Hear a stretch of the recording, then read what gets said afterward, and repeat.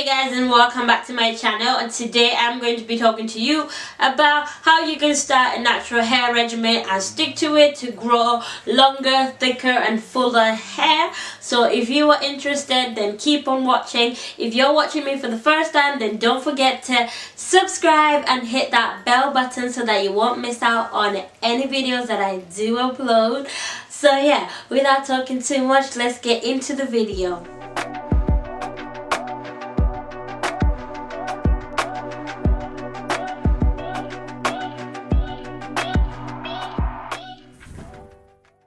Hey guys, so today I'm going to be sharing with you some tips on how to get started. Congratulations, you want to look after your hair, and I'm here to give you the information that you need for your journey. You know, this is a journey, so no rushing.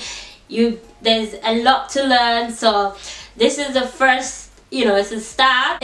It's a place to start. So I'm going to be giving you some tips, some basic stuff, basic things to follow to grow your hair to maximum length, to get some healthy hair going onto your hair. Number one is obviously when you want to start your hair. I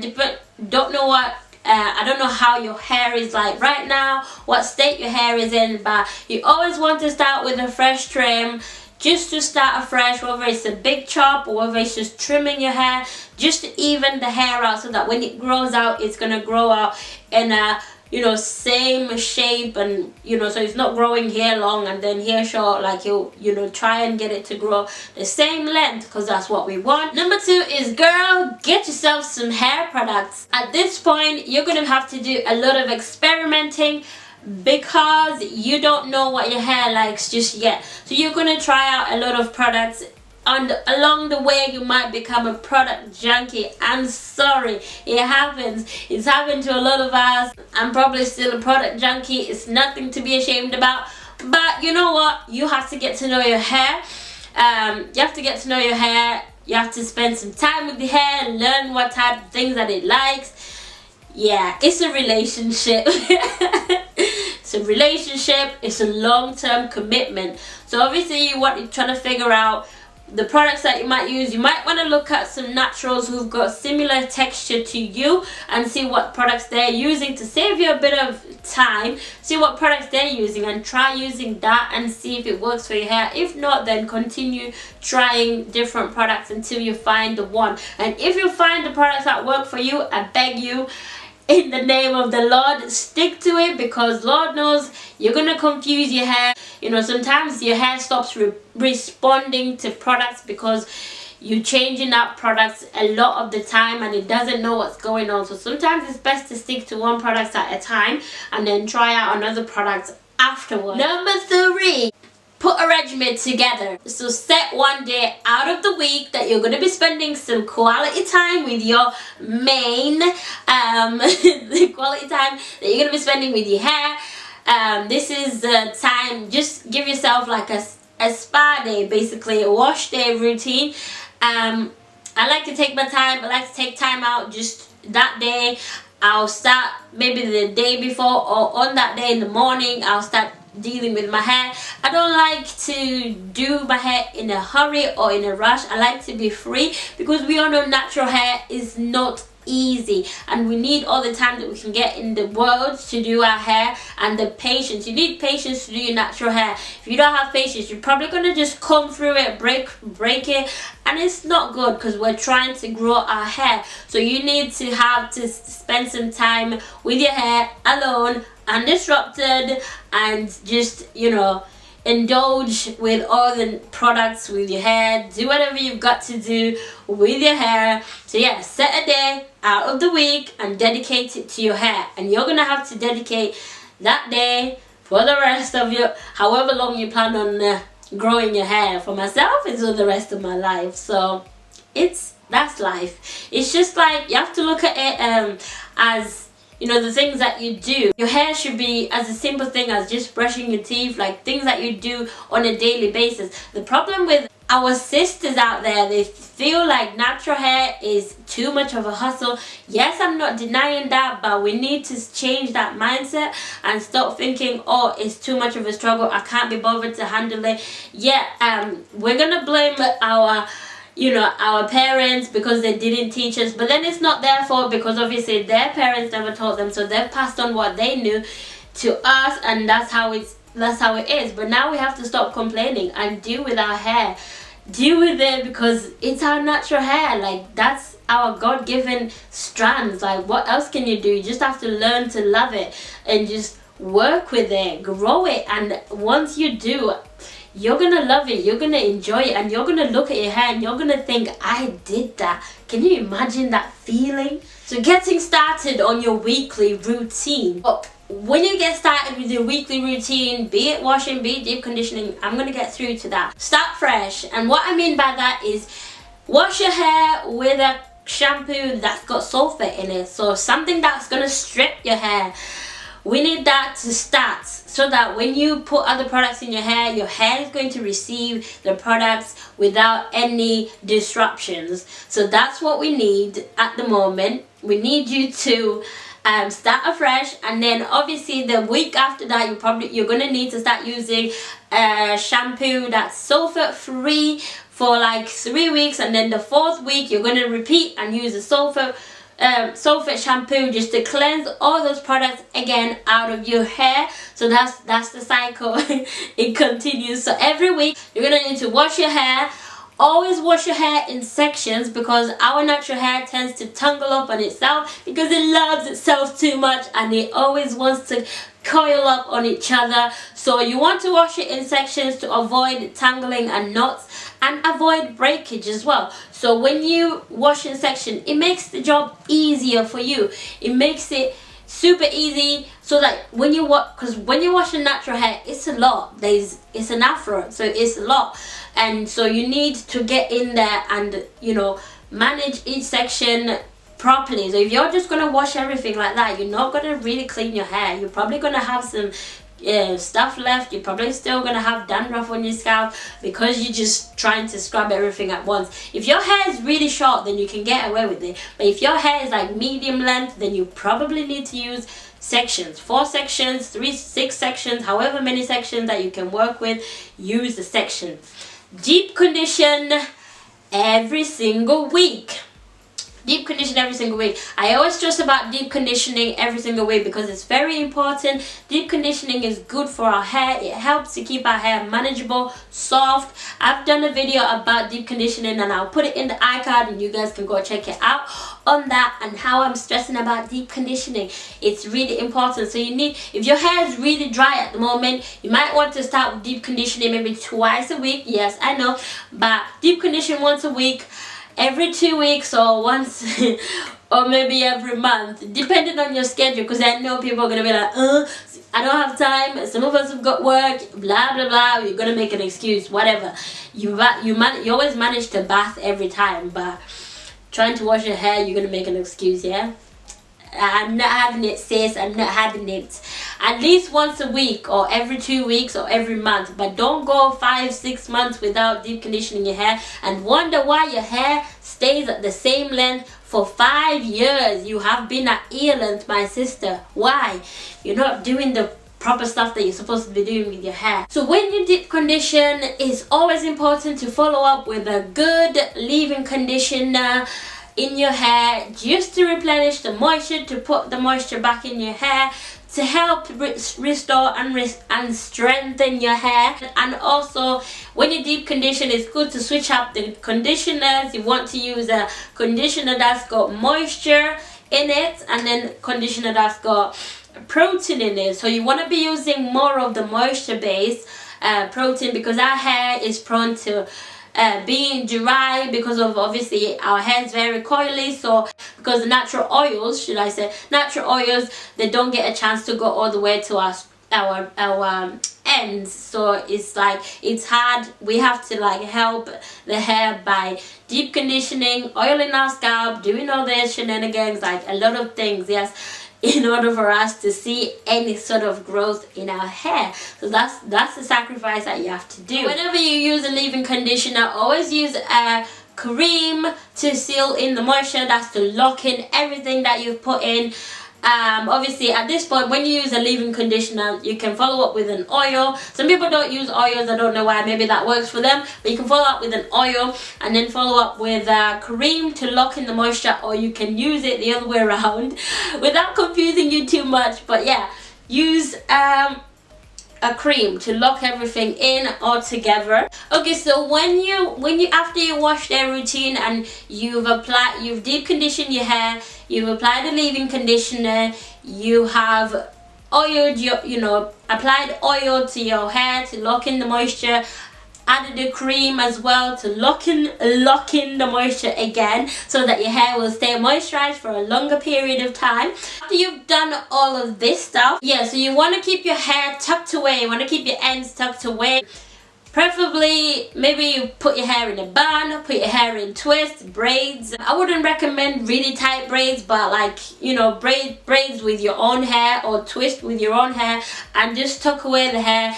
The whole point of trying to grow your hair is to keep your ends protected and tuck them away so that they're not exposed to the harsh environment of the weather. It depends on where you live. If you're in a very cold country, then yeah, you need to definitely protect your ends. If you're in a hot country, it's also important to keep your ends protected, because the sun, the cold, everything, it affects the hair. And obviously you don't want your hair to be rubbing on your clothes, on your coats and things like that, or your scarves. You want your hair to be tucked away, because your ends are the oldest part of your hair, so they need the most care. They need the most TLC, so we need to keep them protected. What I like to do with my ends, I like to apply a bit of shea butter because it's thick, and then I'll just tuck my hair away if I'm not doing anything. So if you're probably gonna have to give up styling your hair for a bit if you want to just if you're serious about growing your hair. You're probably gonna have to do a lot of mini twists. You can use wigs as a protective style. Put your hair in cornrows and wear a wig, but I wouldn't recommend it because it does do something to your hairline. And yeah, just be careful with that. So you can do, and look, there's a lot of different protective styles that you can do. Protecting your hair. What I mean by this, obviously I've just been talking about protecting your ends and protecting your hair from the harsh environments and the harsh weather. Protecting your hair, I mean, get yourself a satin bonnet, a satin pillow, a silk scarf. I got all three just to cover bases, but yeah, you don't have to get all of these things, but just get at least one of them, a satin bonnet or a silk pillow. I definitely recommend getting a bonnet or a satin scarf to tie on your head when you go to sleep, because you don't want to be sleeping on a pillow that's cotton or bed sheets that are cotton, because what they do is that whenever you wash your hair, you put in all the work, you put in all that moisture in your hair, you've sealed all of it in, and then you go to sleep on a pillow, and then that's just going to suck out all the moisture out of your hair. Pillows are very cotton fabric is very drying. It's very drying, so it's going to suck out the moisture. So you need to keep your hair protected. Satin pillows or satin scarves, they tend to protect your moisture in your hair. It stays in there for a little bit longer. It holds on to your hair for a little bit longer. It doesn't suck it out straight away, but it will go eventually. So you can go at least 2 or 3 or 4 days, good 4 days before you have to re-moisturize your hair. So get yourself one of those things, a satin bonnet, satin scarf, satin pillow. So yeah, when you're serious about a healthy hair journey, you will understand. So make sure you do. And whenever if you're gonna lie down on anywhere and your hair is not protected, make sure you have you've covered your hair. So that's something to remember. Minimize your usage of combs. But what I mean by that is that obviously if you're just starting out, the only thing that you know is a comb. The only way you know how to deal with your hair is using a comb. So this is probably gonna be hard. It took me ages to start finger detangling. So if you can finger detangle, then that's great. Like, it's absolutely amazing. You will see a much bigger difference when you switch from combs to finger detangling, because you can actually feel the knots in your hair with your fingers. But your fingers are the best tools to guide you through your hair, to help you feel for those knots, as opposed to what a comb might do. A comb might break through your curls and things like that. It's gonna rip through, as opposed to your fingers. You're gonna feel them and you are able to detangle them bit by bit, and unravel them and remove them like that. But obviously if you are unable to finger detangle, then yeah, just stick to a wide tooth comb. Don't use a rat tail comb, use a wide tooth comb. So for example, something like this, with wider teeth, and this is able to sort of glide through your hair without causing too much breakage. So invest in one of these, because it's not even that expensive. It's like less than £1, depending on where you are in the world. But yeah, in England it's literally like 79p, so you can get one of those combs and use that to comb your hair or detangle your hair. It's good to have a good detangler as well, or a good conditioner that's got great slip, so that you can use that to detangle your hair with. When you're combing your hair, it's always a good idea to start from your ends and work your way up to your roots. That's because obviously you need to remove those knots on shedded hair. Remove them first before going in, because some people start from the root and then try to go out. Like that's no, don't do that, sis. Don't do that to yourself.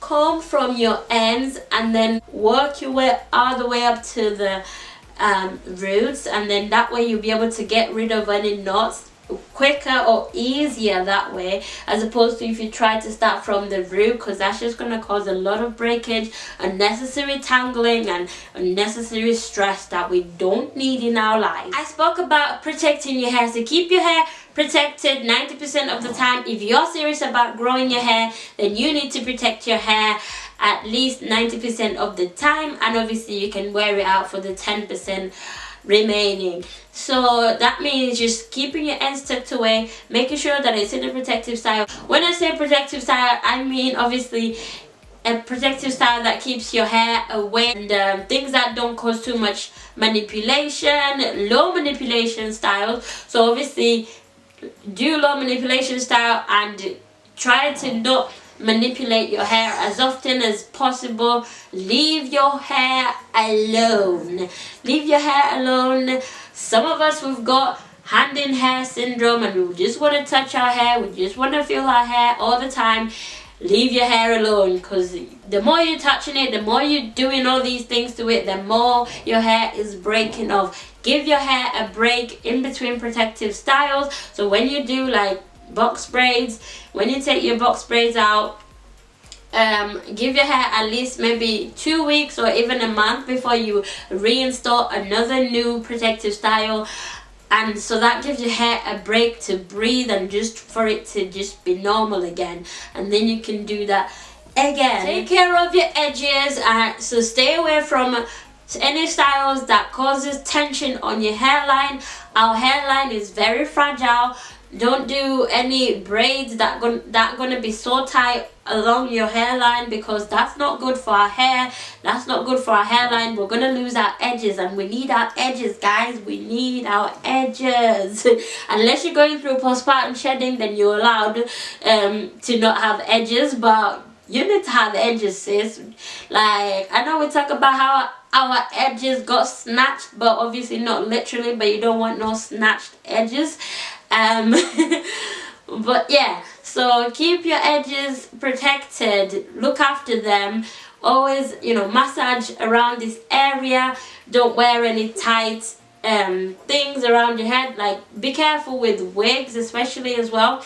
I know obviously myself, I do wear wigs at times, but not all the time. If you constantly wear a wig without giving your hair a break, it's going to cause tension along your hairline, and that's gonna be stress on your hair, and you might end up losing hair or having like those little spots that, you know, bald spots that people get all the time because of constantly wearing protective styles that are really tight on their hair and things. So through the week, what you want to be doing is you moisturize your hair every now and then. Obviously wash your hair once a week, moisturize every other day, deep condition once a week, and oil your scalp every maybe once a week. If your scalp does not tolerate oils, then my friend, leave it alone. Don't put anything on there.